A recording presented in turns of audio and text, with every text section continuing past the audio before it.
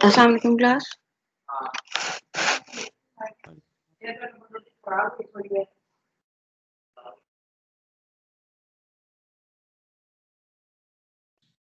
वालेकुम सलाम।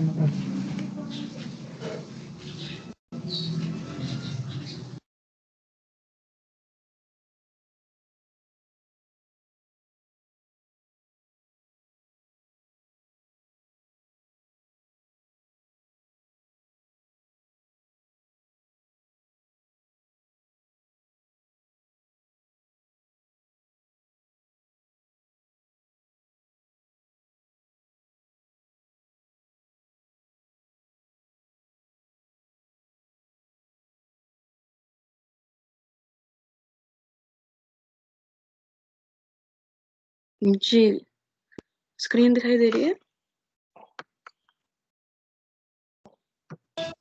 Yes ma'am.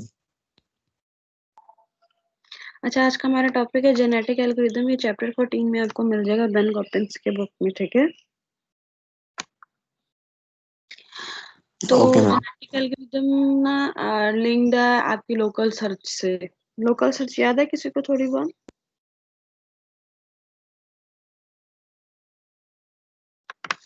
Local search ये थी कि हमने उसमें देखा था कि हम अपनी स्टेट से बेहतर स्टेट की तरफ मूव करते जाते हैं।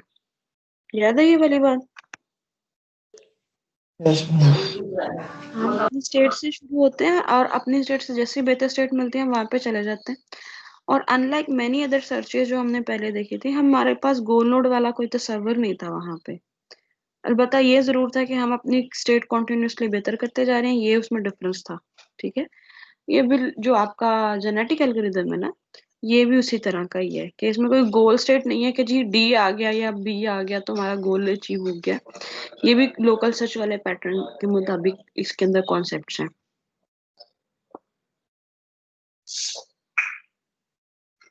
अच्छा, होता क्या है कि natural system evolutionary computing genetic algorithm नाम जो है वो जेनेटिक्स को कंसिडर करते हुए रखा है, और जेनेटिक्स के अंदर जेनेटिक थ्योरी थोड़ी बहुत इन्होंने जो है वो कंसिडरेशन में ली थी।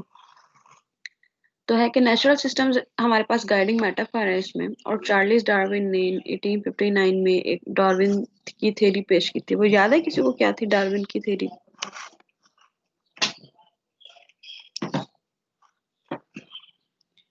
डार्विन की थ्योरी याद है किसी को?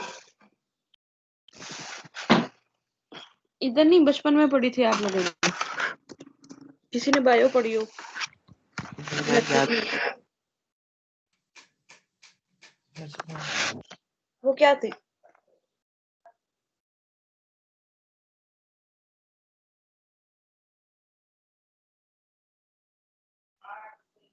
डार्विन की थ्योरी किसी ने पढ़ी तो बताएं जरा क्या थी?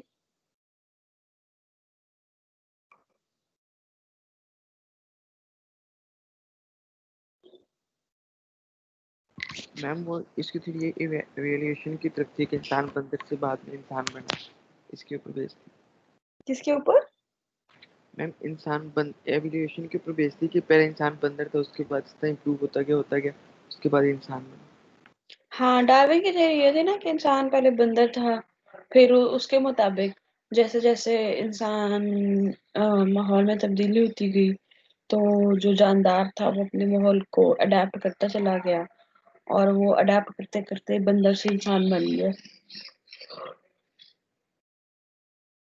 उसने एक एवोल्यूशनरी थ्योरी पेश की थी उसके मुताबिक, ठीक है? हालांकि कुरान इसके अगेंस्ट कहता है, लेकिन ये उसकी अपनी साइंटिफिक थ्योरी थी। तो खैर उसके अंदर ये अब उसी को कंसिडर करते हुए कहता है कि थ्योरी ऑफ नेचुरल सिलेक्शन क्या है उसकी, कि it proposes that plants and animals that exist today are the result of millions of years of adaptation to the demands of the environment। वो कहता है वो जो भी जानवर और पौधे आजकल जिंदा हैं, वो सब के सब वही वाले हैं जो कि एनवायरनमेंट के मुताबिक मिलियंस ऑफ इयर्स के साथ खुद को अडेप्ट करते गए और फिर वो आज सरवाइव कर पाए हैं। So over time, the entire population of ecosystem is set to evolve to contain organisms that on average are fitted for environment than those of the previous generations of population। और उसमें वो ये कहता है कि जी जैसे जैसे वक्त गुजरता रहा, तो जो हमारे इकोसिस्टम में पूरी पॉपुलेशन थी उसके मुताबिक उसमें एवोल्यूशन का जो प्रोसेस था वो जारी रहा, और उनमें से ऑन एवरेज वही वाले इंडिविजुअल सारे के सारे करंट ऑर्गेनिजम्स में से सरवाइव करते रहे जो कि एनवायरनमेंट के लिए ज्यादा फिटर थे बनिस्बत उनके जो उनसे पिछली जनरेशन्स थी। उसके नजरिए के मुताबिक फॉर एग्जांपल अगर 100 और जो है वो जानदार मौजूद हैं, तो उनमें से अगर 70 ने खुद को अडेप्ट किया है तो वो सरवाइव कर जाएंगे, बाकी 30 खत्म हो जाएंगे। चार्ल्स डार्विन की 1859 में ये एक थ्योरी थी, और इसके मुताबिक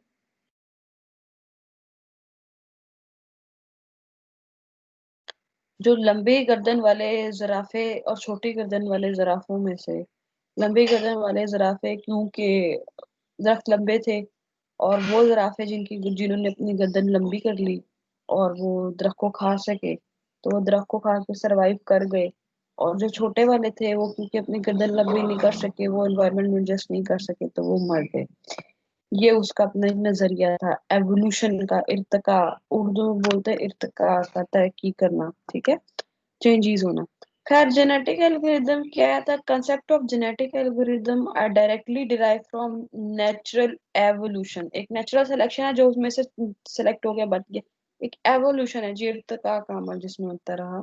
in the 17th John Holland introduce this concept.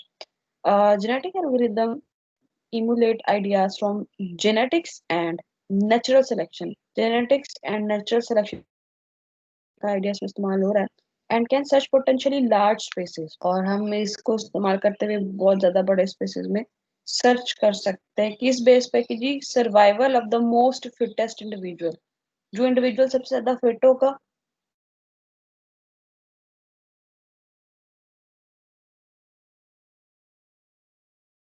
वो सबसे ज्यादा सरवाइव करेगा। अच्छा, टू की स्टेप्स क्या है इसके अंदर जी जेनेटिक एल्गोरिदम में? एक तो है जी रिप्रोड्यूस करना, रिप्रोडक्शन, और फिर उसके बाद वो सरवाइव होगा। अगर हम अपनी जिंदगी में भी देखें, रियल लाइफ में भी देखें, तो हमारे रियल लाइफ में भी वही वाली जो आपको नजर आएंगे जानदार जिंदा हैं जो रिप्रोड्यूस भी करते हैं और खुद को एनवायरनमेंट के साथ चेंज भी करते हैं। आपके नजदीक कोई ऐसे जानदारों की स्पीशीज कोई ऐसी है जो खत्म हो गई हो?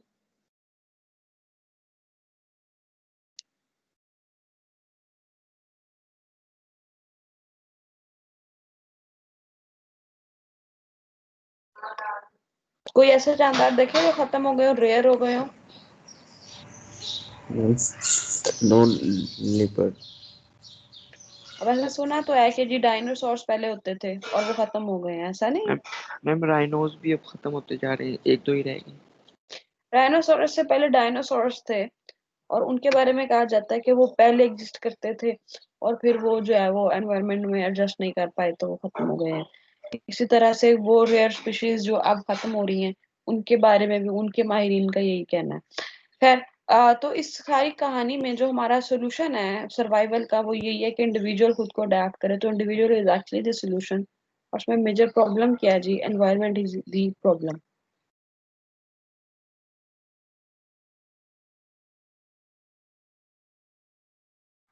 इससे पहले हम जेनेटिक एल्गोरिदम किसी भी प्रॉब्लम पे अप्लाई करें, हमें कुछ आंसर्स चाहिए कि जी how can an individual be represented, कैसे इंडिविजुअल को रिप्रेजेंट किया जाए, what is the fitness function, इसमें एक फिटनेस फंक्शन इस्तेमाल होता है तो ये डिसाइड करता है which thing is the fittest, fit कौन चीज है, क्योंकि survival of the fittest is the main theme of the genetic algorithm, ठीक है।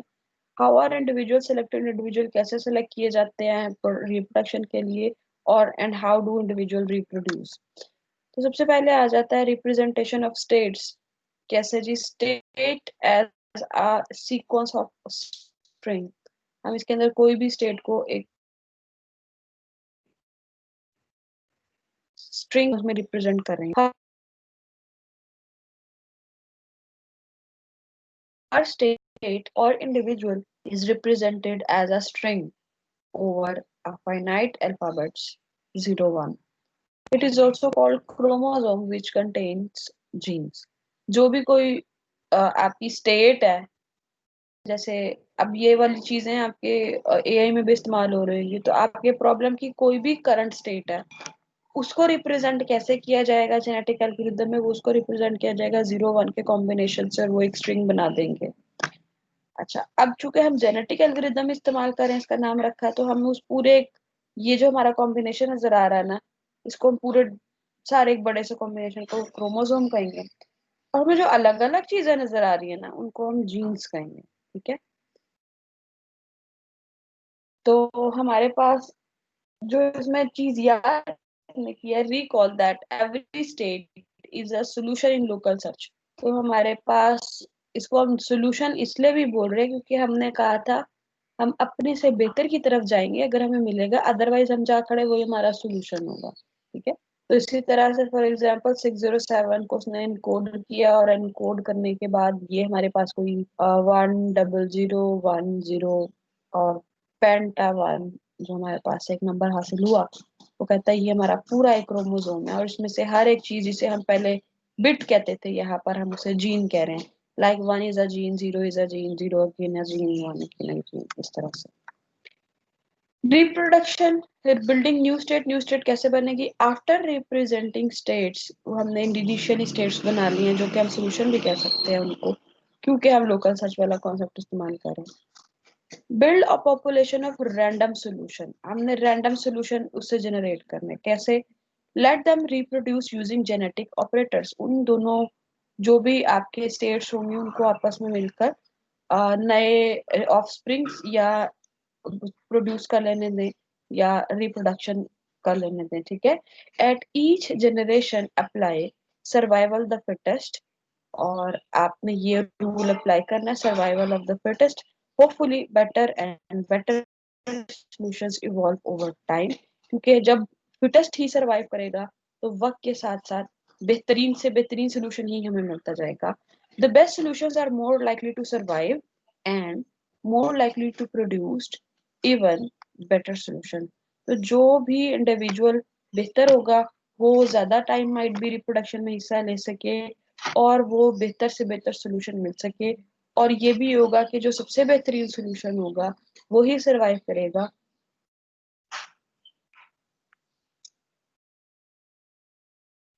And more likely to produce even better solution. ये थ्योरेटिकल बातें हैं, अभी आपको यहाँ पे ये चीजें दिखाई दे देती हैं कि ये असल में किस तरह की थ्योरी लिखी हुई है। अच्छा, जो हमने स्टेट्स को रिप्रेजेंट किया नंबर 1 पे, जैसे हमने ये रिप्रेजेंट कर दिया 10010 एटसेट्रा, तो ये क्रोमोसोम है, उसमें इंडिविजुअल जीन है, नंबर 1 हमने रिप्रेजेंट कर दिया। दूसरे नंबर पे वो कहता है रिप्रोड्यूस करना, रिप्रोड्यूस के किस तरह करना है, जेनेटिक ऑपरेटर। तो जेनेटिक ऑपरेटर हमारे पास दो तरह के हैं, एक क्रॉसओवर कहते हैं और एक म्यूटेशन। ठीक है, ये दोनों हम अप्लाई करेंगे, दो या एक कोई भी, और हमारे जो क्रोमोसोम है उससे नेक्स्ट बन रहे होंगे रिप्रोडक्शन। अच्छा, क्रॉसओवर और म्यूटेशन, ये दो ऑपरेटर है। These operators mimic what happens to our genetic material when we reproduce. मिसाल के तौर पर क्रॉसओवर ऑपरेटर कैसे चल रहा है आपका, क्रॉसओवर ऑपरेटर कैसे काम करेगा। ये हमारे पास एक क्रोमोसोम रिप्रेजेंट कर दिया, मिसाल के तौर पर A1 B1 A2 A3 4 5 6। ठीक है, एक क्रोमोसोम आपका ये है, और फॉर एग्जांपल एक ये है B1 B2 B3 B4 B5 B6। अब वो क्रॉस ओवर ऑपरेटर क्या करेगा कि आपने ना एक पर्टिकुलर पॉइंट पे इसको कट करना है, इसको भी और इसको भी, और फिर क्या करना है, ये वाली जीन्स के पोर्शन यहाँ पे रख देने और ये वाले जीन्स के पोर्शन यहाँ पे रख देने। ये काम जब आप करेंगे तो आपको नीचे वाली शक्ल दिखाई देगी जो कि बन गई है A1 A2 A3 A4 B5 और B6।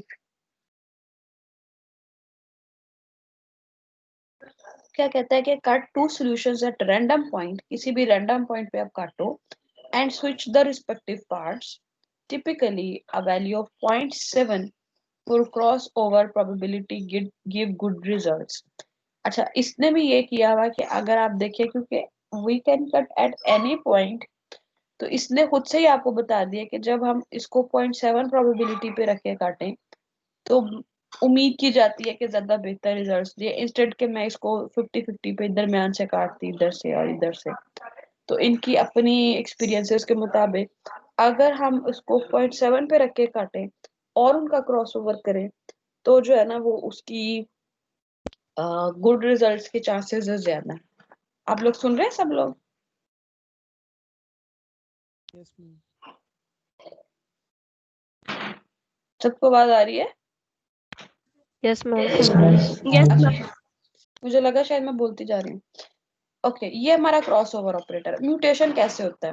म्यूटेशन, अच्छा देखें, इस वाले ऑपरेटर में, क्रॉस ओवर ऑपरेटर में आपको क्रॉस ओवर करने के लिए मिनिमम 2 क्रोमोसोम्स चाहिए ही चाहिए, तो हम इनका क्रॉस ओवर कर सकेंगे।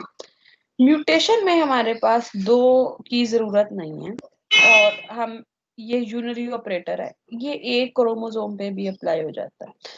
तो randomly change one bit in the solution.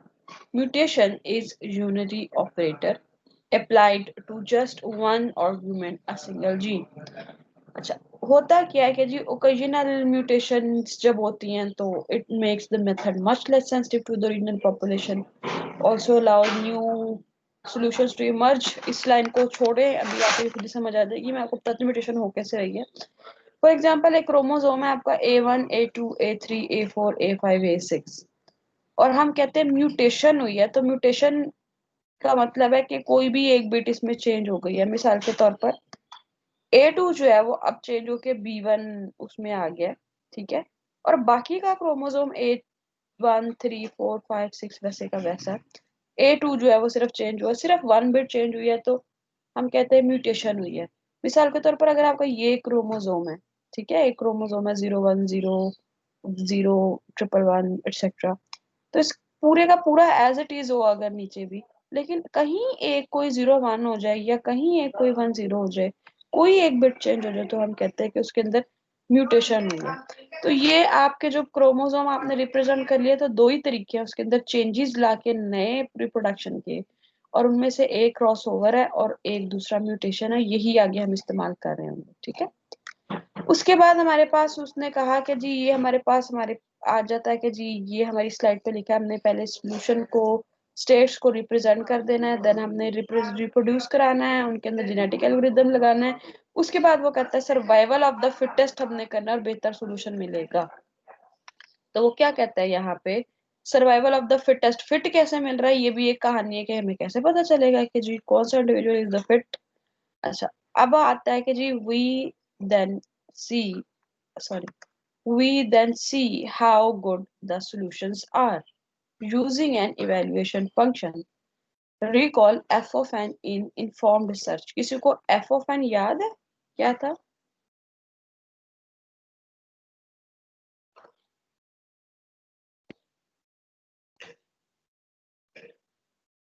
Informed searches याद है किसी को? Ma'am G of N plus H of N था शायद। हाँ, वेरी गुड। और ये किसमें था, ये याद है किसी को? मैम ए स्टार एल्गोरिथम वगैरह में हमने स्टडी किया था। आवाज नहीं आ रही। मैम ए स्टार में किया था हमने। जी मुझे आपकी बात समझ आ गई, और वकास ही है अगर, या जो भी बच्चा है, आपकी आवाज शदीद कम आ रही है मुझे, बाकी स्टूडेंट ने जो बोला उनकी आई है बिल्कुल ठीक। अच्छा, तो इवैल्यूएशन फंक्शन क्या होता है जी? अब हमने देखे जी, हमारे पास इस सिचुएशन ये है कि हमने इंडिविजुअल्स को रिप्रेजेंट कर दिया क्रोमोसोम्स और जीन्स की शक्ल में। नंबर 2 काम उसने बोला जी इसके अंदर चेंजेस करो, रिप्रोड्यूस करो, नए चाइल्ड आएंगे और वो देखेंगे कि वो बेहतर है, अगर वो बेहतर है तो वो सर्वाइव करे, और अगर नहीं तो वो सर्वाइव नहीं करेंगे। वेरी फाइन, हमने देखा वो उसमें चेंजेस लाएंगे और हमारे पास वो कैसे नए चाइल्ड क्रिएट होंगे, उसके लिए हमने देखा म्यूटेशन क्रॉस ओवर, 2 ऑपरेटर है वो अप्लाई करेंगे, हमारे पास इंडिविजुअल नए आ जाएंगे। नेक्स्ट सवाल ये पैदा होता है कि कैसे पता चलेगा कि जो हमारे पास आए हैं वो बेहतर है या वो बेहतर नहीं है। तो उसके लिए हमारे पास एक इवैल्यूएशन फंक्शन है जिसे हम एफ ऑफ एन कह रहे हैं। ये इसे एफ ऑफ एन खैर आपको बताने के लिए किया हुआ है, आगे मैं बताती हूँ इवैल्यूएशन फंक्शन क्या है। अच्छा, होता है क्या, often it is a heuristic, especially if it is computational expensive. Often it is a heuristic, often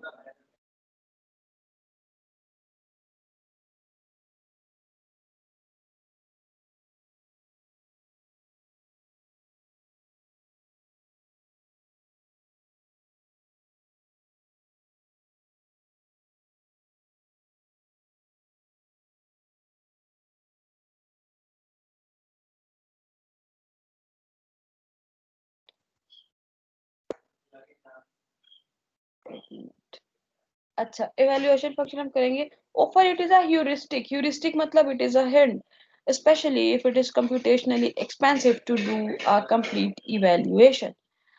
अच्छा, the final population can then be evaluated more deeply to be decided to be the best solution. ये हम देख लेते हैं कि कैसे हमारा जो है वो फिटनेस फंक्शन होगा और कैसे हम कह रहे हैं कि जी फिटनेस है। तो सर्वाइवल ऑफ द फिटेस्ट हमारा इसके अंदर एक टारगेट है, और हम कैसे करेंगे कि सिलेक्ट द सर्वाइविंग पॉपुलेशन, और जो पॉपुलेशन बेस्ट है, फॉर एग्जांपल 10 इंडिविजुअल, उसमें से 4 हमारे पास फिट है, बहुत अच्छा उनका रिजल्ट है, तो हम उनको सेलेक्ट करेंगे। likelihood of survival is related in some way to your score on the fitness function. अब ये कैसे पता चल रहा है वो फिट है, तो जी वो ऐसे पता चल रहा है कि 10 के 10 हमारे पास इंडिविजुअल है, और कोई भी एक हमारे पास जो फिटनेस फंक्शन हमने रखा हुआ है उसके मुताबिक हम इन सबको वैल्यूएट करेंगे। कोई ना कोई स्कोर हमें मिल रहा होगा, उस स्कोर की बेस पे जो इंडिविजुअल का स्कोर अच्छा होगा हम कहेंगे कि जी ये ज्यादा फिट है और ये सरवाइव करना चाहिए, और जो काम है वो नहीं करना चाहिए। तो उसके बाद कहता है कि the most common technique is roulette wheel selection. ये रूलेट व्हील सिलेक्शन अभी आपको थोड़ा सा आगे जाके ये नजर आ जाता है।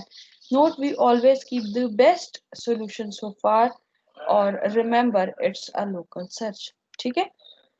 इसकी एप्लीकेशंस हमारे पास कहाँ कहाँ आएंगी वो मैं आपको बस बता देती हूँ, थोड़ा सा आगे आने वाला है, ये आने वाला है हमारे पास फिटनेस फंक्शन।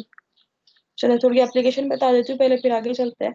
तो जी एप्लीकेशन जेनेटिक एल्गोरिदम की can be use to find a goal in shortest path problem, 8 queen problem, 8 puzzle problem और मैथमेटिकल फंक्शन। अच्छा, फिटनेस फंक्शन क्या है? फिटनेस फंक्शन और a mathematical function attempt to maximise the function. हमारे पास जो function है यहाँ पे वो है F of X equal to sine of X, where X की रेंज जो है वो 0 से लेकर 15 तक के दरमियान है। ठीक है, ये हमारे पास एक्स एक्सिस के लॉन्ग आप देखें तो ये हमारे पास F of X equal to sine of X है, और हर दफा एक्स की वैल्यू 1 2 3 4 5 6 से लेकर 16 तक लाके हमारे पास हमने उन वैल्यूज का साइन लिया है और उसका ग्राफ प्लॉट कर दिया है। तो this is an F of X fitness function for a mathematical function. It is an attempt to maximise the function. अच्छा, ये फिटनेस फंक्शन हमने देख लिया, F of X equal to sine of X, ये हमारा फिटनेस फंक्शन है। और हम इनिशियली क्या काम करने लगे फिटनेस फंक्शन ऑप्टिमाइजेशन में ही, कि हम पॉपुलेशन साइज और 4 क्रोमोसोम मिसाल के तौर पर, हम अब आपको यहाँ से चीजें थोड़ी सी क्लियर हो जाएंगी कि आपके पास एक पॉपुलेशन है इनिशियली और उसके अंदर सिर्फ 4 इंडिविजुअल्स हैं या फिर 4 क्रोमोसोम्स हैं। ठीक है, तो फर्स्ट जनरेशन हम क्या कह रहा है कि नंबर 1 पे generate a random population। तो C1 एक C stands for chromosome here, तो C1 एक क्रोमोसोम है, उसमें फर्ज करें 1001 ये वो है क्रोमोसोम। दूसरा जो है C2 है और फर्ज करें कि वो 0011 है। तीसरा C3 क्रोमोसोम हमारे पास 1010 है, और चौथा जो है वो हमारे पास 0101 है। और ये बाइनरी में जो वैल्यूज गिवन है इनको अगर डेसिमल में करके देखा जाए तो 9 3 10 और 5 बन रहा है। ठीक है, तो ये उसने पहले ही बताया कि जनरेटर रैंडम पॉपुलेशन, इसके पीछे कोई लॉजिक नहीं है कि हमने 9 3 5 और 10 ही क्यों लिया। उसके बाद कहता है कि to calculate fitness of a chromosome we calculate F of X for its decimal value. अब जो इसकी डेसिमल वैल्यू है जैसे 9 3 10 और 5, इन सब के लिए एफ ऑफ एक्स जनरेट नहीं कैलकुलेट करना है। और एफ ऑफ एक्स यहाँ पे क्या है, F of X equal to यहाँ पे साइन ऑफ एक्स हमने पहले ही बता दिया। तो साइन ऑफ एक्स में हम ये सारी वैल्यू डालेंगे, साइन ऑफ एक्स में ये डिफरेंट वैल्यूज डालेंगे और हमारे पास कुछ आंसर्स यानी कुछ वैल्यूज आ जाएंगे। उसके बाद कहता है कि assign fitness as a numeric value 0 to 100। अब जो भी वैल्यू आपके पास फिटनेस फंक्शन के बाद अचीव हुई वो कहता है उसके बाद आपने ना उनको कोई 0 से लेकर 100 तक कोई ना कोई फिटनेस वैल्यू असाइन कर देनी है। और ये बात ध्यान में रखना कि जब भी 0 असाइन करोगे इसका मतलब है कि वो सबसे कम फिट है, और जब 100 लिखोगे तो उसका मतलब है वो सबसे ज्यादा फिट है। ठीक है, उसके बाद वो कहता है कि F of X generates real number between -1 and 1। चूंकि साइन ऑफ एक्स है F of X equal to sine of X, तो हमारे पास वो बता रहा है कि वो जो एफ ऑफ एक्स आपने रखा हुआ है ना, वो रियल नंबर -1 से 1 के दरमियान ही पैदा करता है। और फिर वो क्या करता है कि it assign a score of 100 to F of X equal to 1। जैसे ही एफ ऑफ एक्स आपका 1 आंसर करे, तो इसका मतलब है हमने इसको 100 स्कोर असाइन किया, इसका मतलब है कि वो बेस्ट फिट है।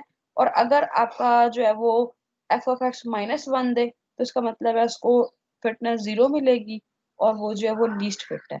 और अगर किसी को फिटनेस की वैल्यू 50 असाइन कर दी जाए, तो fitness of 50 will be assign जब F of X equal to 0। तो एफ ऑफ एक्स की वैल्यू अगर -1 है, तो उसको फिटनेस की वैल्यू 0 मिलेगी। अगर एफ ऑफ एक्स की वैल्यू 1 है, तो उसे फिटनेस की वैल्यू मैक्सिमम 100 देंगे। और अगर एफ ऑफ एक्स की वैल्यू -1 और 1 के दरमियान 0 पे है कहीं, तो हम उसको फिटनेस की वैल्यू 50 असाइन करेंगे। ये टेबल के अंदर आपको ये चीजें दिखाई दे रही हैं। एक्स की मुख्तलिफ वैल्यू, क्योंकि हमने कहा था F of X equal to sine of X, और उस एक्स के अंदर जो साइन के अंदर जा रहा है, एक्स की वैल्यू 0 से लेकर 15 के दरमियान है। अब आपको इस टेबल में ये चीज बेहतर दिखाई देगी कि एक्स की वैल्यू 0 से लेकर सिर्फ और सिर्फ 15 तक है। उसके बाद हमने देखा था F of X equal to sine of X, तो एक्स की ये वाली वैल्यू यानी 0 डाल के साइन ऑफ एक्स यानी sine of 0 is 0, sine of 1 is 0.84, sine of 2 is 0.91, sine of 3 is 0.14, up to so on. ये आपको वैल्यूज नजर आ रही हैं। और उसमें जो जो वैल्यूज कम है वो उसने हाईलाइट भी, खैर ये अभी हाईलाइट वाले को इग्नोर करें, ये खैर आपको ये वैल्यूज दिखाई देंगी नंबर 1। अच्छा, उसके बाद वो कहता है एक एफ डैश ऑफ एक्स है, और एफ डैश ऑफ एक्स आपका है 50 into F of x plus 1। तो आपने क्या किया कि एफ ऑफ एक्स की वैल्यू फॉर एग्जांपल 0 है, यहाँ पे 0 डाला, +1 0 + 1 इज 1, 1 इंटू 50 इज 50, तो एफ डैश ऑफ एक्स की वैल्यू 50 आ गई। बात समझ आई किसी को? Yes ma'am. ठीक है। इसी तरह यहाँ पे F dash of x calculate करने के लिए एफ ऑफ एक्स वाली वैल्यूज का इस्तेमाल करें, +1 करें, मल्टीप्लाइड बाय 50 करें, आपको ये वाली वैल्यूज दिखाई देंगी। ठीक है। तो ये एफ डैश ऑफ एक्स का फॉर्मूला भी लिखा हुआ है, 50 into sine of x plus 1। Okay,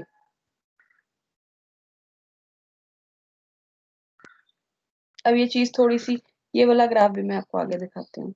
अब जैसे हमने इनिशियल चूज किया, हमारे पास जो क्रोमोसोम है वो 9, 3, 10 और 5 है। अब 9, उसने ये वाली बात यहाँ पे भी कही है कि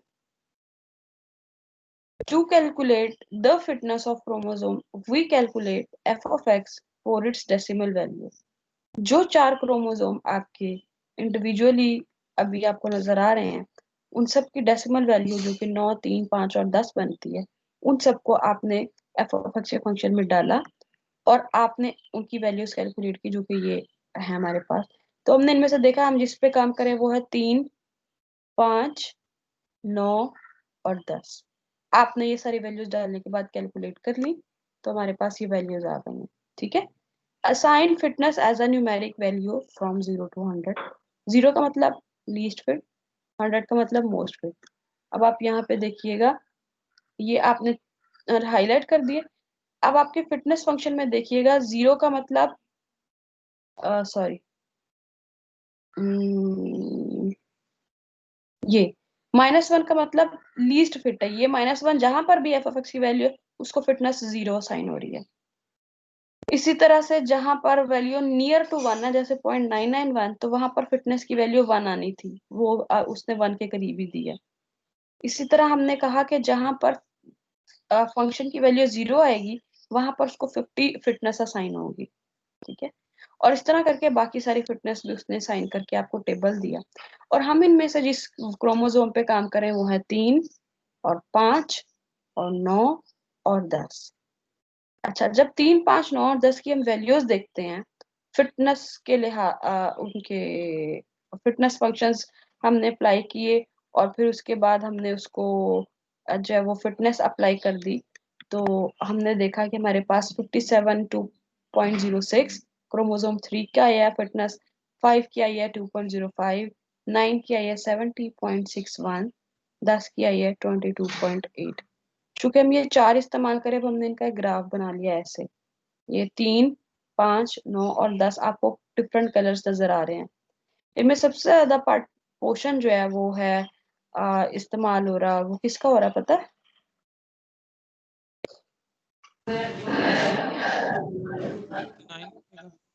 9 का हो रहा है। ग्रीन कलर से आपको रिप्रेजेंट हो रहा है 70.61। ये देखें, ये आपको यहाँ लिखा हुआ भी नजर आ रहा है, और ये बनता है 46% ऑफ द होल। इसी तरह से 9 का सबसे ज्यादा पोर्शन है, सबसे ज्यादा कम किसके कंट्रीब्यूशन आ रही है? 5 की 5 की आ रही है। और कितनी परसेंट आ रही है? मैम 2%। 1% आ रही है। और इसकी फिटनेस कितनी आ रही है? 2.05 इसकी फिटनेस है। और परसेंटेज जो होती है ना बच्चे, वो ना एक पर्टिकुलर की इन चारों के लिहाज से निकलेगी। ठीक है, फॉर एग्जाम्पल अगर मैं कह रही हूँ कि ये वाला जो कलर है दैट इज 9, इसकी फिटनेस जो है वो 70.61 है, और ये परसेंटेज की 46% है, तो वो इन चार के लिहाज से दे रहा है कि वो इन चार को जमा करेगा, डिवाइड करेगा, और फिर एक 9 की परसेंटेज फिटनेस निकाल दी उसने। ठीक है, यस मैम।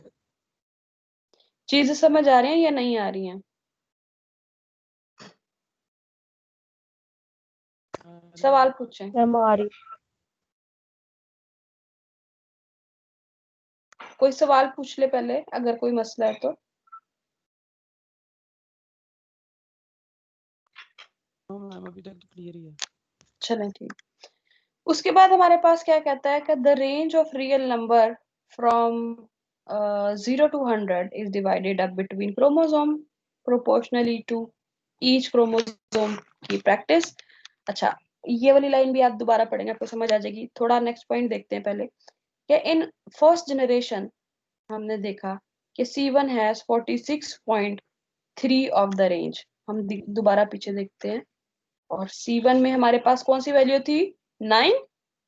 और 9 की परसेंट देखिएगा इधर कितनी निकल रही है? 46। तो वो इधर यहाँ पे यही बात कह रहा है, C1 has 46% of the range. इसी तरह C2 has 37.4 percentage of the range. पीछे देखें, C2 में वैल्यू क्या है? 3।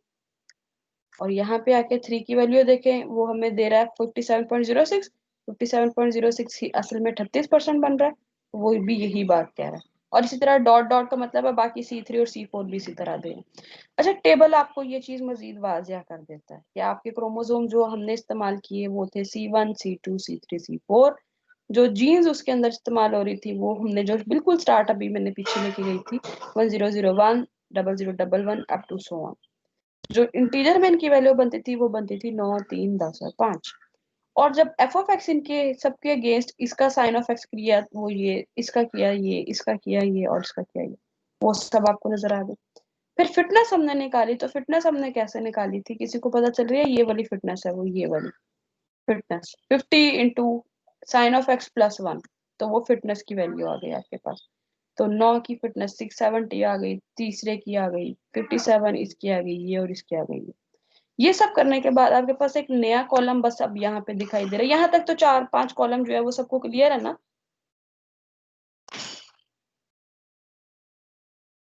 कि फिटनेस कैसे लिखी हुई है वैल्यू, एफ ऑफ एक्स की वैल्यू कैसे लिखी है, एफ डैश ऑफ एक्स की कैसे लिखी है, इंटीजर और जीन्स और क्रोमोसोम, ये सब पता चल रहा है फिटनेस रेशो के अलावा। Yes yes ma'am. अच्छा, उसके बाद कहता है फिटनेस रेशो। अब आपको पास एक नया कॉलम है, और फिटनेस रेशो वही वाली चीज जो अभी मैंने आपको बताई कि एक को पकड़ना है और सारों के लिहाज से उसका एवरेज ले लेना। ये आपको नेक्स्ट पे नजर आ जाता है। जैसे फिटनेस रेशो ऑफ C1 है, तो C1 की वैल्यू देखें। C1 की क्या फिटनेस वैल्यू है? 70 पॉइंट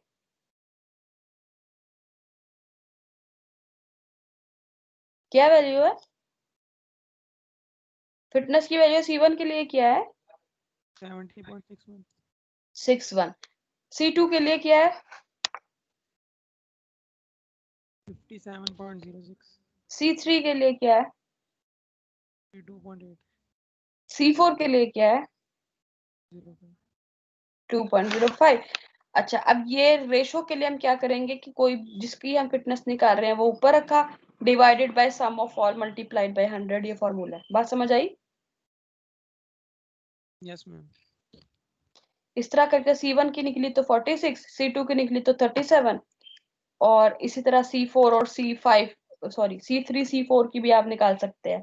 और जब आप निकालेंगे तो आप देखेंगे कि ये वाला जो सर्कल आपको दिखाई दे रहा है ना, ये एग्जैक्टली वैसा ही है, उन्हीं परसेंटेज के लिहाज से है। ठीक है, यस मैम। किसी का सवाल है?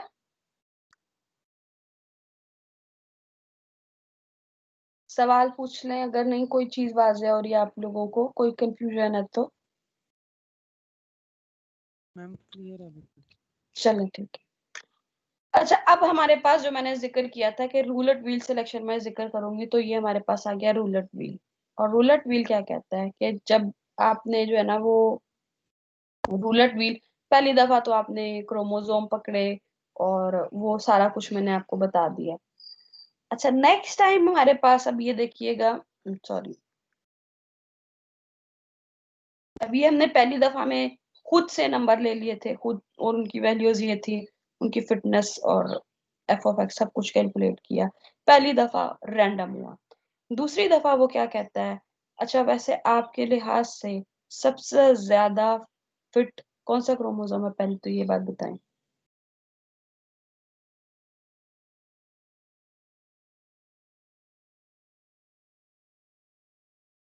मैम C1 वाला। C1 किसकी बेस पे? मैम क्योंकि उसकी फिटनेस रेशियो जो सबसे ज्यादा 46 है। हाँ, वेरी गुड। उसके बाद कौन सा फिट है सबसे? C2। Very good. उसके बाद? C3। ठीक है, और सबसे लीस्ट फिट कौन सा है? C4। C4।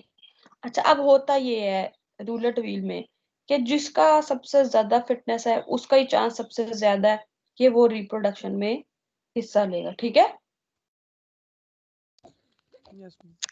अच्छा, अब ये चीज मैं आपको यहाँ से पहले दिखाती हूँ कि जैसे मैं आप कर ली वही वाली वैल्यूज।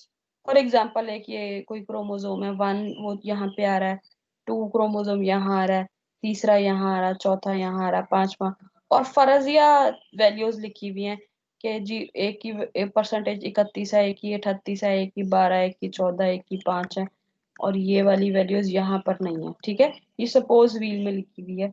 अब आपका ये है यहाँ पे सिलेक्शन पिन है, और जब आपको यहाँ से यूं घुमाएंगे तो ज्यादा चांस क्या है कि कौन सी वैल्यू सबसे ज्यादा आएगी? 38% वाली। 38% वाली का ज्यादा चांस है वो सिलेक्ट होगा। सही है।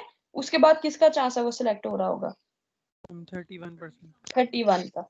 अच्छा, इसी व्हील को अगर आप घुमाओ और वो आकर रुके तो कौन सा ऐसा है जिसका सबसे कम चांस है कि वो सिलेक्ट होगा नेक्स्ट टाइम के लिए? 5%। कौन से वाला? 5%। 5%। हाँ, 5% वाला। यही रूलेट व्हील भी कहता है कि जिसका पास सबसे ज्यादा परसेंटेज ऑफ फिटनेस है, चांस भी यही है कि वो नेक्स्ट जनरेशन के लिए सिलेक्ट होगा। जिसके पास सबसे कम है उसका चांस भी सबसे ज्यादा कम है। ठीक है। तो उसने ये आपको पिक्टोरियली या पिक्चर की शक्ल में ये आपको एक चीज समझाने की कोशिश की है कि fittest individual has largest share of roulette wheel and the weakest individual has the smallest share of the roulette wheel. और चांसेस रूल व्हील के घूमने और रुकने के बाद ये होंगे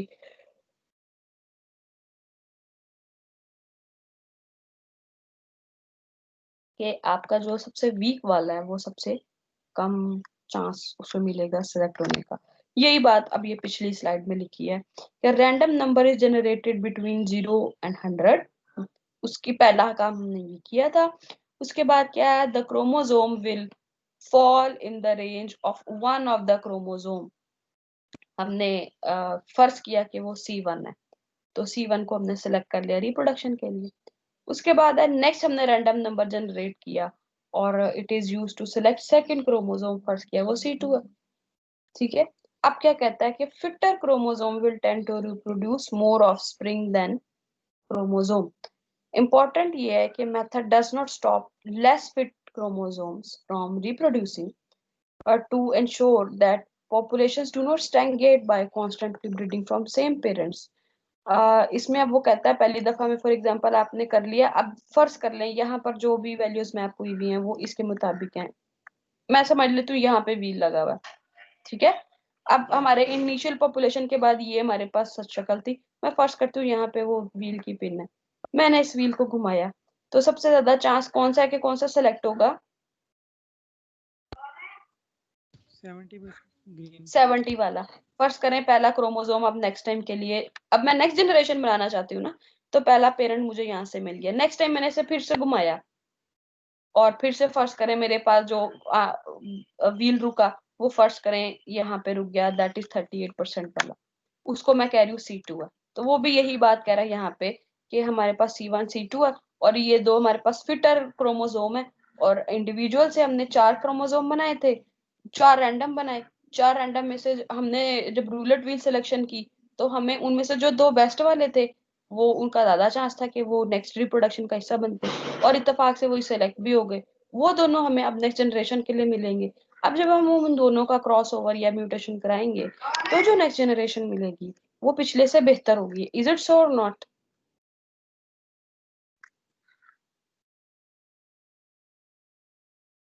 हाँ या नहीं?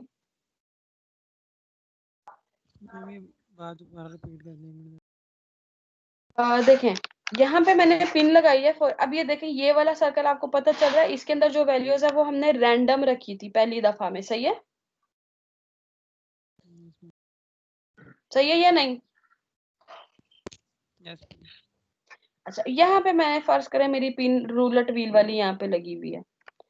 अच्छा अब हमने ये जो भी 4 क्रोमोसोम थे इनकी फिटनेस भी निकाली और इनका f(x) भी निकाले, इनकी फिटनेस भी निकाली, इनकी फिटनेस रेशो भी निकाली, सही है? Yes ma'am.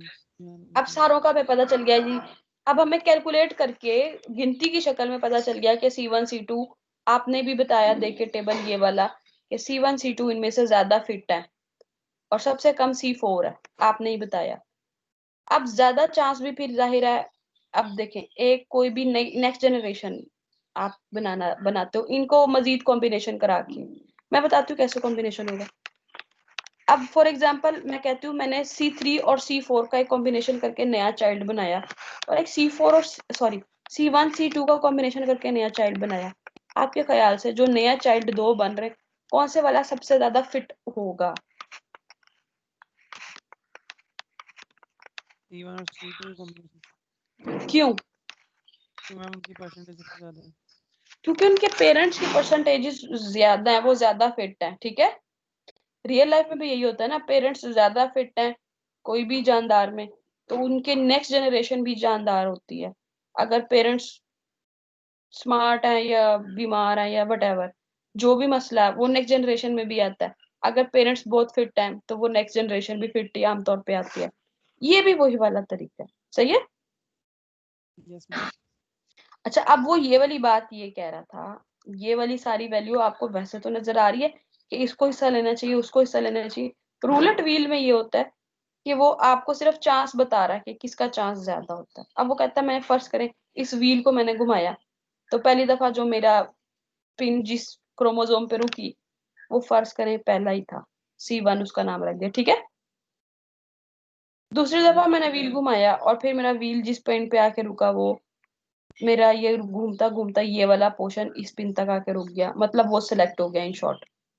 अब ये C1 C2 मैंने नेक्स्ट जनरेशन के लिए पेरेंट सेलेक्ट कर रही हूँ असल में मैं, सही है।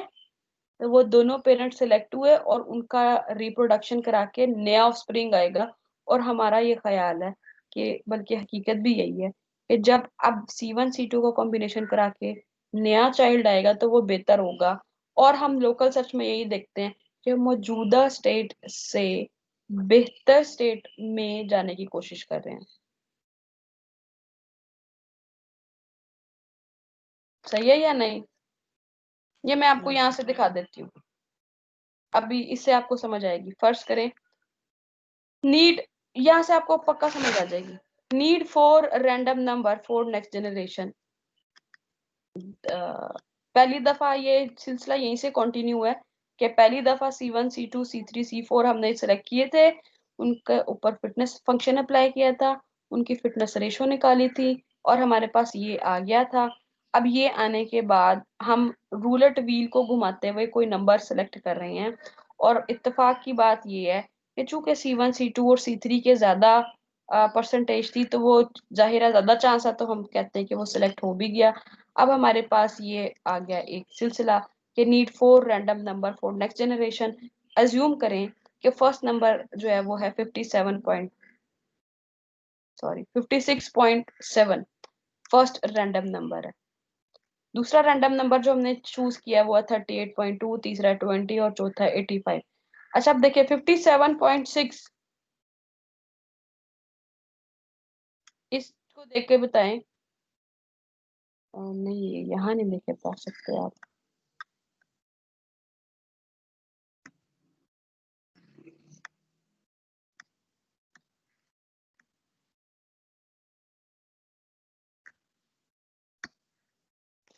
अच्छा इसके ऊपर शेयर्ड व्हाइट बोर्ड वाली ऑप्शन आती है?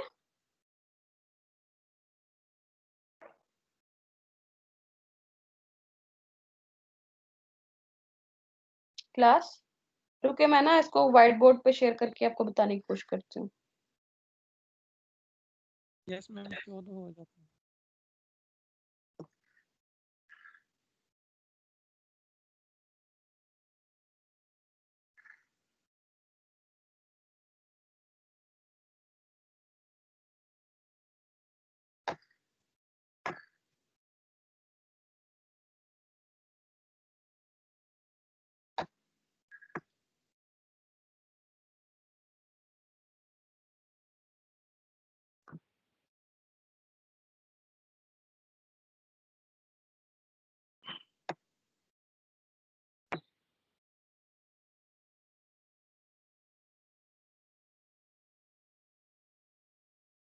ये व्हाइट बोर्ड शेयर तो नहीं कर रहा?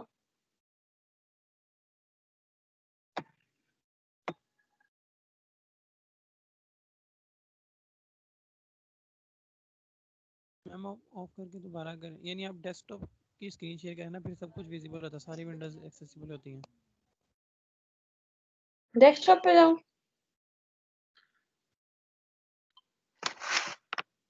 नहीं समझ आई, बात नहीं समझ आई। अच्छा मैं ना आपको ऐसे किसी और जगह लिख के दिखा देती हूँ, पेंट खोलती हूँ, बल्कि पेंट पे कर देते हैं काम।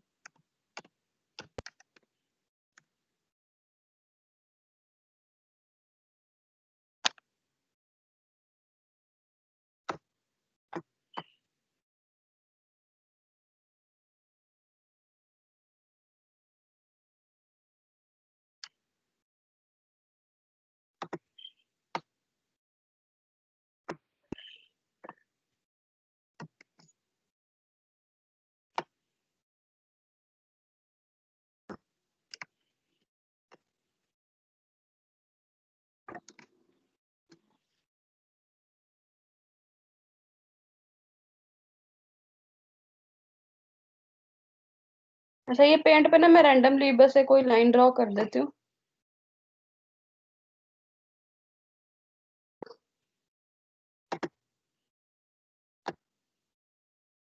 ये सीधी लाइन कैसे ड्रॉ होती थी?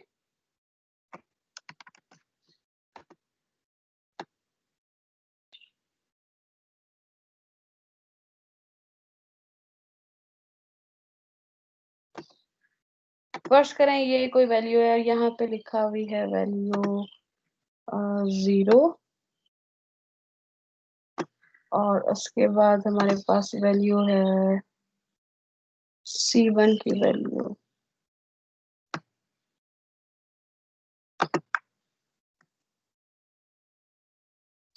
46.3।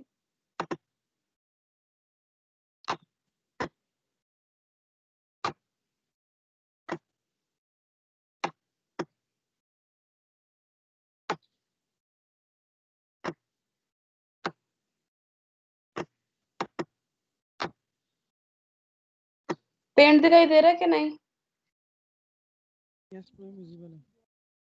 37.5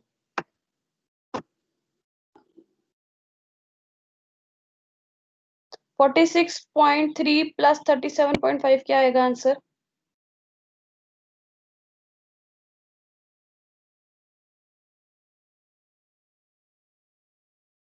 बताना।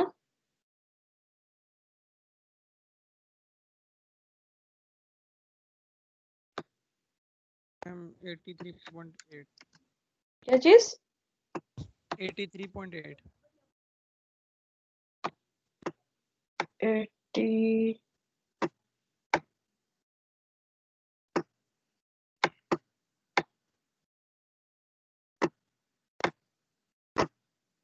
3.8।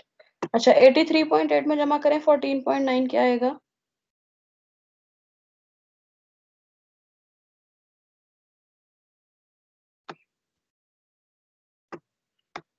मैम 98.7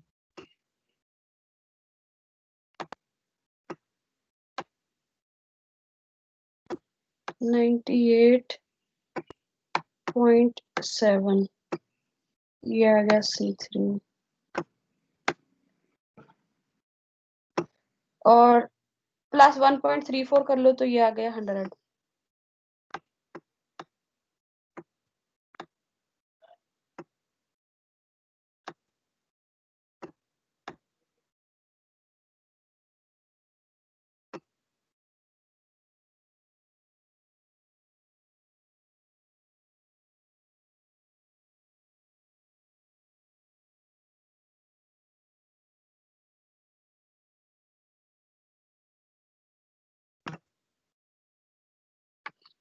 ओके आपको ये वैल्यूज नजर आ रही है?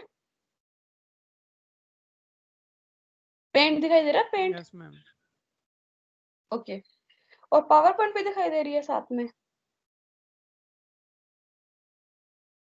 यस मैम साइड पे छोटी सी है ना? यस मैम ऐसे चलें बेहतर होगा, शुक्र है। अब ये देखें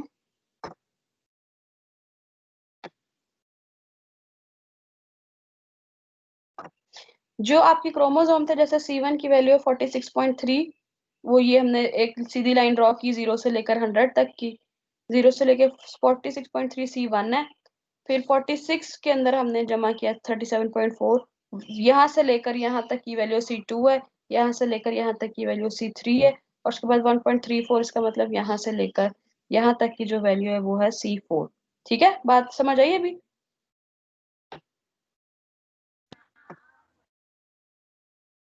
अभी समझ आई, वाज़ेह हुई ये वाली values? Yes, ma'am. Yes ma'am अच्छा अब मैं आपको बताती हूँ अब इस ये लाइन ड्रॉ करने का मकसद क्या था।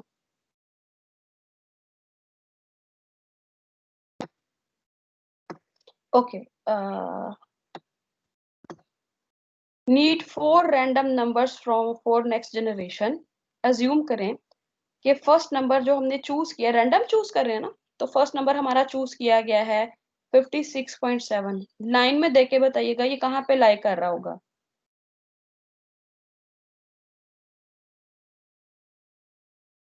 मैम C2 में C2 में यहाँ कहीं 56.3 है ना?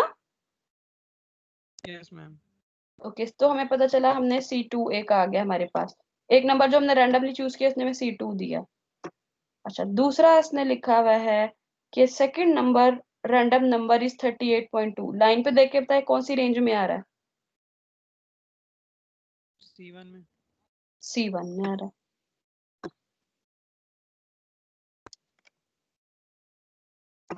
ओके उसके बाद देखिए नेक्स्ट वो कहता है कि third random number chosen is 20। तो कहाँ पे रेंज में आ रहा होगा ये, इधर देख के बताए लाइन पे। 0 से लेकर 20 कहाँ तक आ रहा? C1 में। यस अगेन C1 चूज हो गया। ये ना मैंने कॉमा बनाने की कोशिश की थी जो नहीं बन रहा मुझसे। अच्छा उसके बाद है fourth random number chosen is 85। 85 कहाँ से आ रहा है? C1 C2 C2 से और C3 के दरमियान में आ रहा है, इसका मतलब C3 चूज हो रहा है। सही है, तो यहाँ पे देखिए C3 भी चूज हो गया हमारे पास।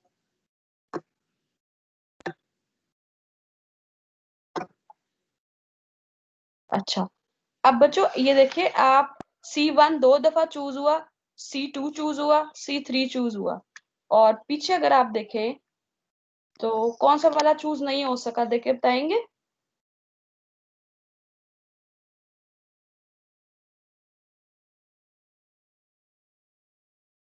मैम C4 नहीं सिलेक्ट हुआ।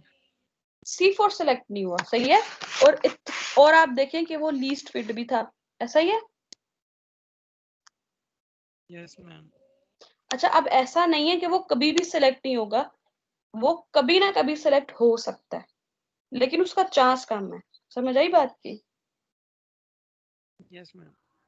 अब ये जो जनरेशन के लिए हमारे पास पेरेंट सेलेक्ट हुए C1 C2 C3, आप इधर से भी देखें तो उनकी फिटनेस रेशो भी ज्यादा ही है ना। Yes ma'am. दूसरी बात ये कि आप देखें जो मोस्ट फिट है उसको कितनी बार चांस मिल गया?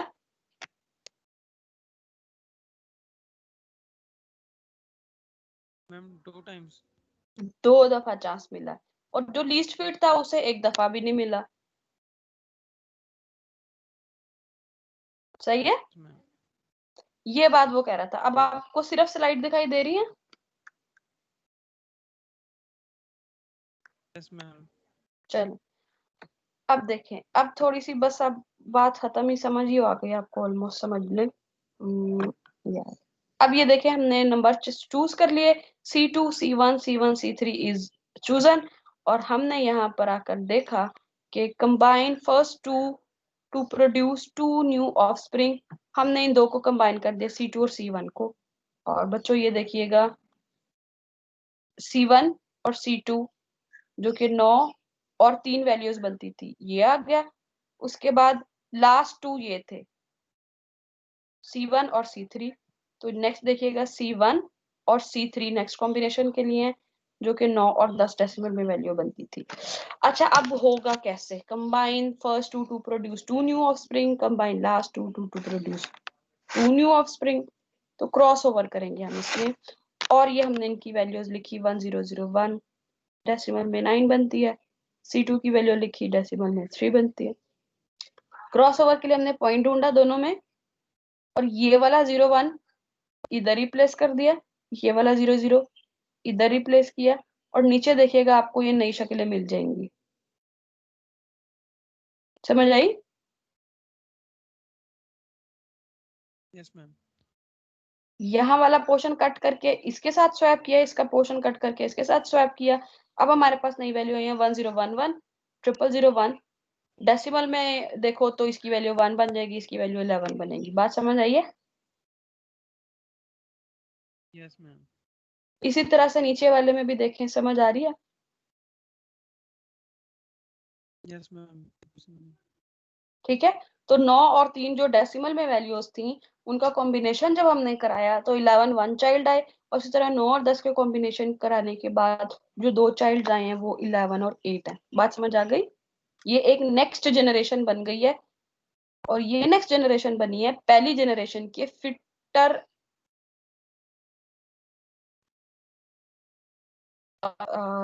पेरेंट्स को सिलेक्ट करने के बाद। ठीक है, अब देखें, ये जो नए इंडिविजुअल हमारे पास आए थे, जैसे पहले वाले पेरेंट्स थे C1 C2 C3 C4 थे। अच्छा, अब जो नए वाले चाइल्ड आए हैं उनका नाम हमने रख दिया C5 C6 C8 और C7। ठीक है, नाम रख दी।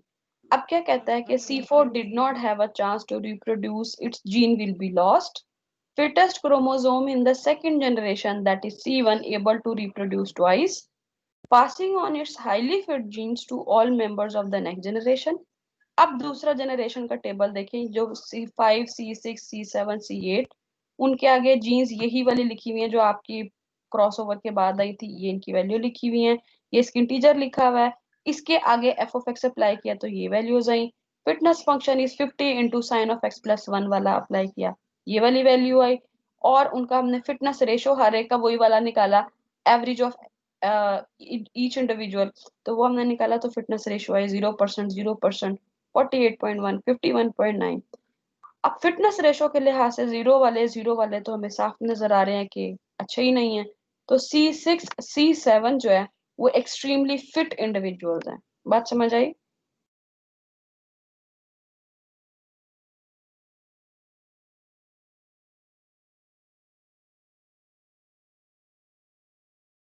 बात समझ आई? Yes ma'am. किसी का सवाल है? मैम एक सेकंड जरा ऊपर वाली स्लाइड करें। ये वाली, ये वाली। यस मैम ये वाली। हाँ, तो इसमें मैम क्या हुआ? इस मैम जो इसने फर्स्ट एग्जांपल करवाई है वो तो समझ आ गई ना। इसमें जो सेकंड वाली एग्जांपल है इसने लास्ट 2 डिजिट्स को रिप्लेस किया ना दोनों में से। ये इसको कह रहा बच्चे, ये 4 पेरेंट्स है ना इधर, यस मैम। इन दो को किया कंबाइन और इन दो को किया कंबाइन, वो ये बात कह रहा है। पहले वाले क्रोमोसोम मैम C2 देखिए जो C4 सी है, दूसरे वाले मैम C1 वो और तो C3 समझ है। आ गई हाँ, मैम। एक जो दूसरी साइड मैम देखिए जो फर्स्ट एग्जांपल है वो मुझे क्लियर है। जो सेकंड है उसमें C1 और C3 के लास्ट 2 एलिमेंट्स को रिप्लेस किया उसने, ऐसी है ना मैम? लास्ट 2 तो नहीं बचे, दरमियान वाले ही हुए हैं। ठीक है मैम। यस ठीक है मैम, वो उसी को मैं कंफ्यूज था, वो दरमियान वाले किए। ठीक है मैम। हाँ, आप कंबाइन लास्ट 2 वाला मुझे समझ आ रहा है, आप क्रोमोसोम लास्ट 2 समझ रहे हैं, यस मैम मैं वो समझ और रहा मैं हूँ। फर्स्ट 2 लास्ट 2 ये कह रही हूँ, ये फर्स्ट 2 है और ये लास्ट 2 है। मैं इस तरह ही यस बता मैम। रही हूँ, समझ आ गई? यस मैम आ गई। और किसी का सवाल है कोई?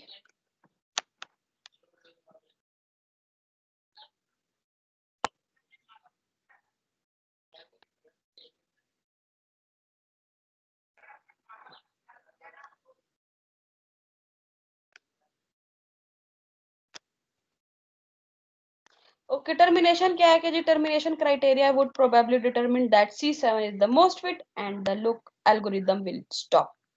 समझ आ गई? सबसे फिट आपको मिल गया C7 और ये मोस्ट फिट है, और आपका लोकल सर्च एल्गोरिदम यहाँ खत्म हो जाएगा। किसी का कोई सवाल है इतने में से तो बताएं।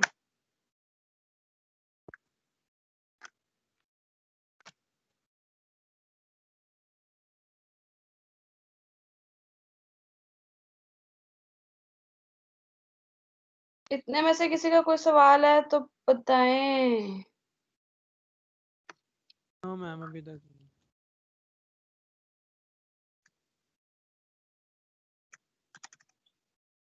नो मैम कोई सवाल नहीं है। अच्छा जी, एक मैं आपको थोड़ा सा और पढ़ाएंगे फिर छुट्टी कराएंगे, या थोड़ा पढ़ते हैं यार, पढ़ते हैं, रुकें जरा।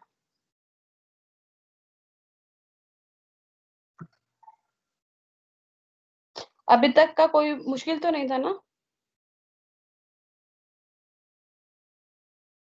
ओके, अब 8 क्वीन प्रॉब्लम हमने कहा हम इसे हल कर सकते हैं, तो कैसे कर सकते हैं नाजरीन और हाजरीन?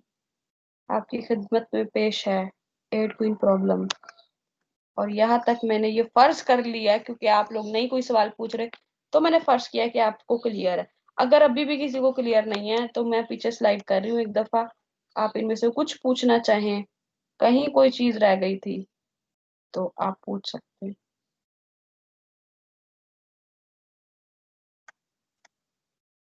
एनीवन?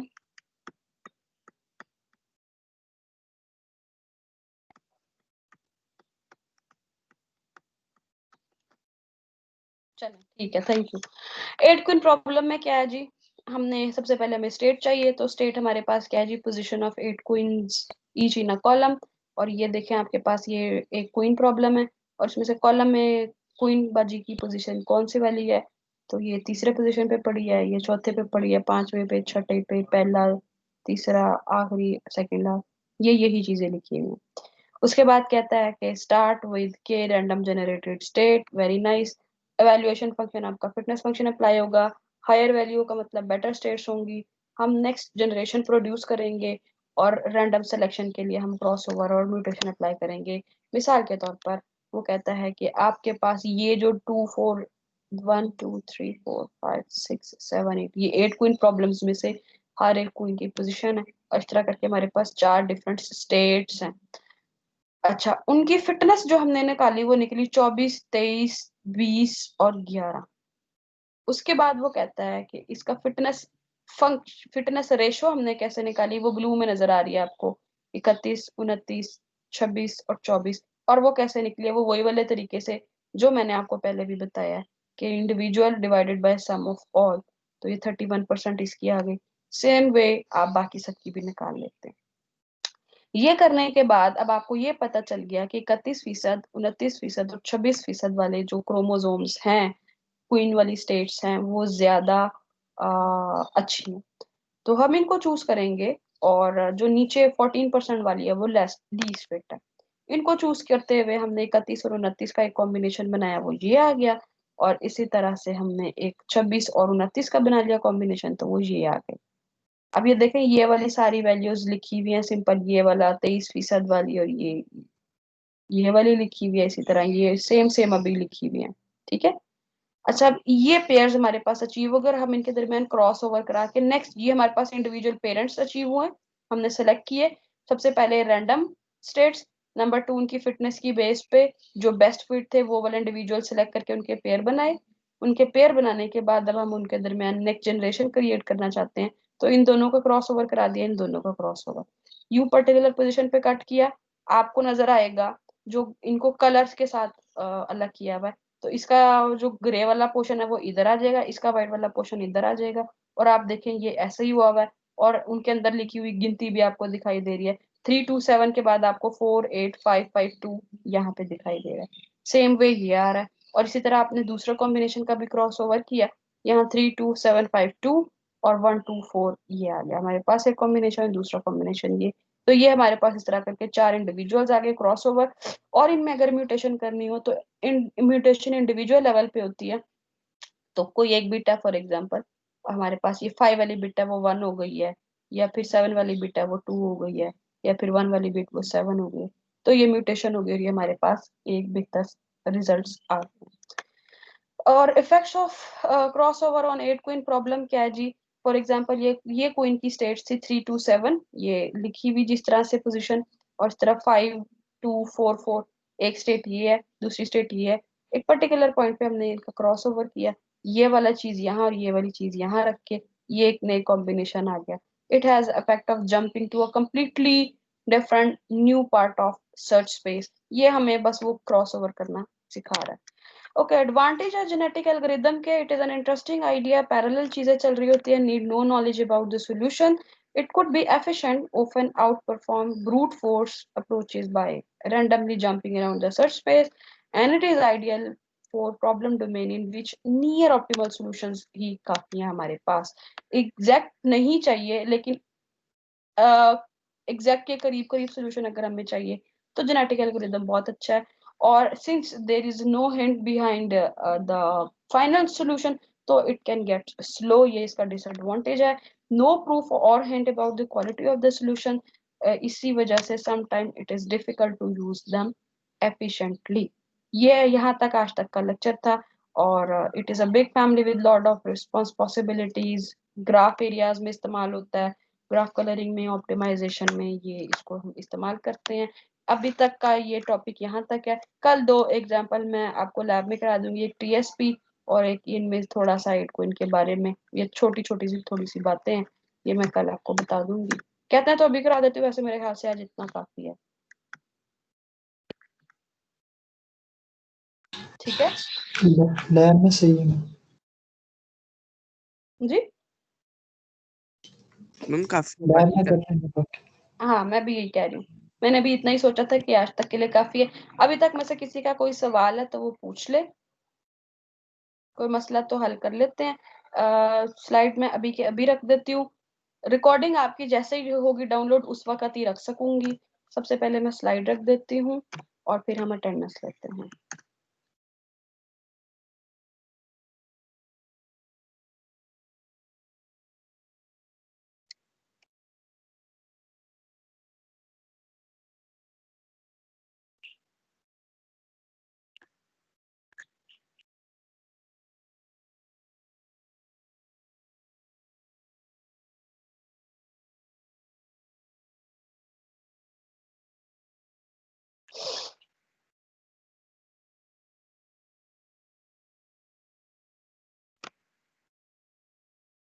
जी ए रख रही हूँ नाम, या पूरा ही लिख दूँ? चलो पूरा ही लिख देती हूँ, जेनेटिक एल्गोरिदम।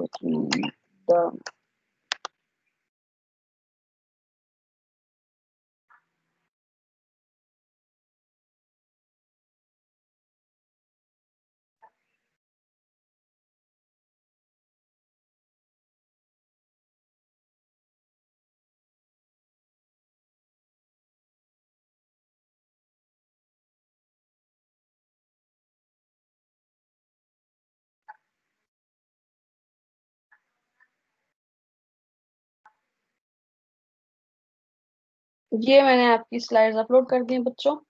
मैं अब अटेंडेंस लेती हूँ, आप लोग साथ स्क्रीन शेयर करते हैं। कभी भी कोई मटेरियल रह जाए, कोई चीज रह जाए, प्लीज मुझसे ले लिया करें, अगर मुझे भूल जाए तो।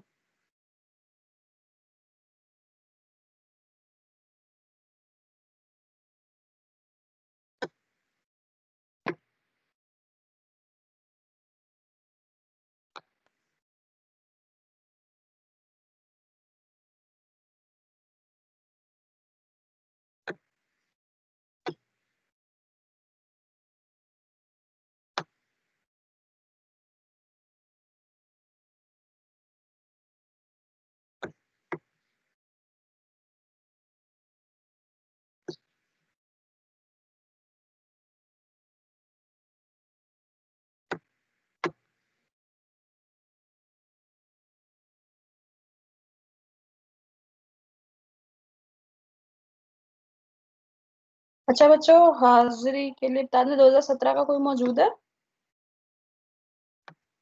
2018 602,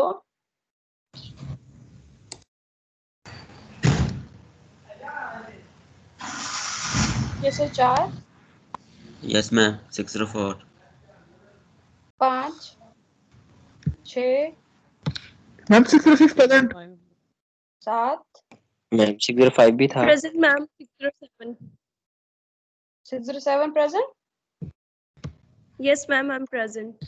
8, 9, 10, Present. 12, मैम 12 की लाइट गई है, उसका मैसेज है मुझे। 13, Present. 14, 6, 17, Present. 21, Yes, ma'am. 23, 24, Present, ma'am. 25, 26, ma'am ma'am 26 present. 28, ma'am 604 और 608 की लगाएं। 4 वो कह रहा था कि मुझे काम है। अच्छा 6 मुझे भी काम है। 628, Present, ma'am. 29, 29, Present. 31, 32,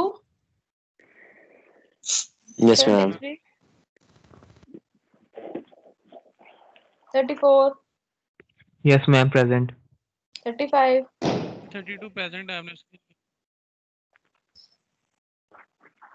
35, Ma'am 36, 32. 37, 38, Present. कौन मौजूद है? मैम 608 नहीं, उसकी नहीं लगनी। आप 608 है खुद? Ma'am. मैम उर्दू। अच्छा फिर ठीक है। अच्छा 37, 38, 39, 46, 64, 72, एनीवन? मैम इसमें से 42 कोई रहता 72 तो बता दे, प्रेजेंट मैं है। अगला सेक्शन की लगाऊं। जी बच्चे, मैम 72 लगा 46 और दे। 72। जी ठीक है जी। मैम 25 ने भी इतनी बोली थी भी अटेंडेंस, तो आप वो 46 की भी लगा दें। बस हो गई सबकी इस सेक्शन से? Yes ma'am Yes, almost. चलो थैंक यू बच्चों। मैं सेक्शन बी की भी लगा लेती हूँ पहले।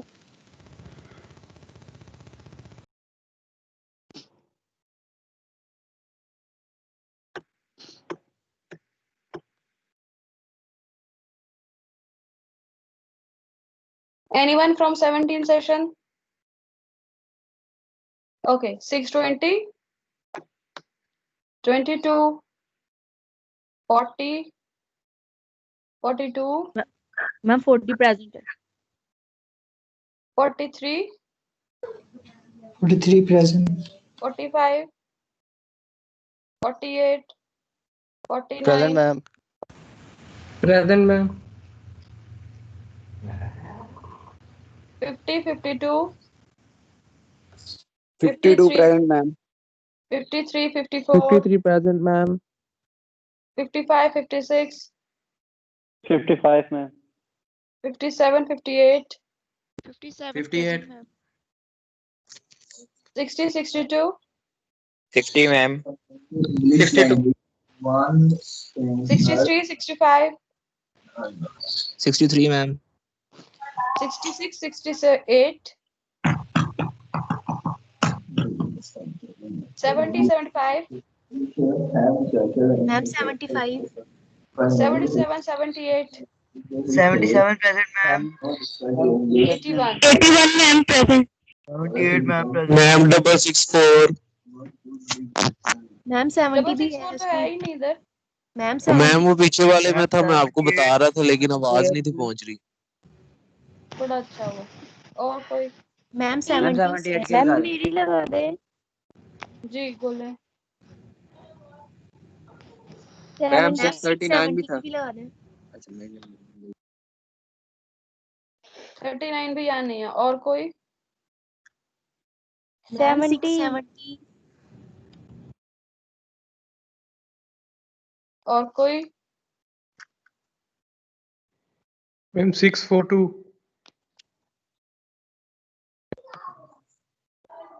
ठीक है.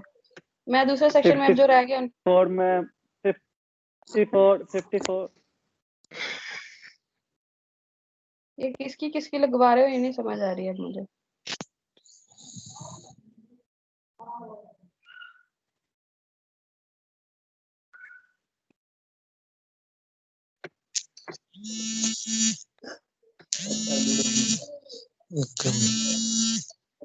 अब ये कौन बोला था दरमियान में सोया हुआ जो आखिर में?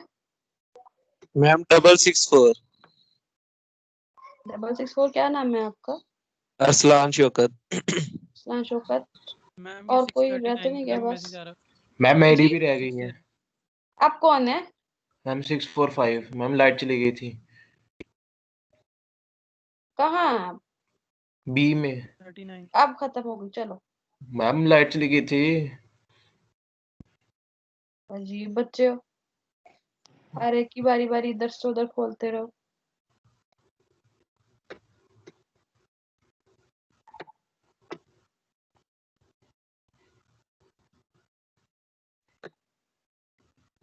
फोर फाइव अब और किसी की बी में रहते तो बता दे, इसके बाद नहीं लगाऊंगी.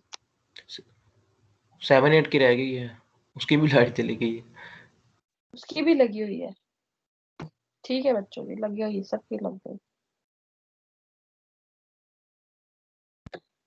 ओके जी. Thank you very much. अल्लाह हाफिज. मैम एक क्वेश्चन। जी पूछे.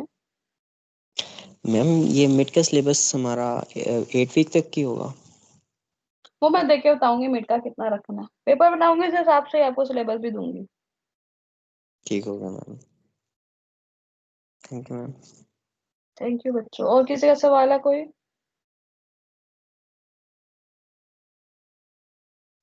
ओके. No problem. ओके हो गया मैम। चलेगी. ओके. अल्लाह हाफिज. अल्लाह हाफिज मैम। चाय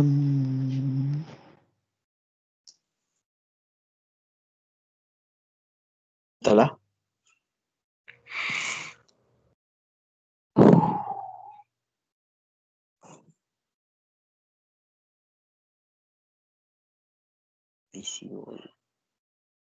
basic out.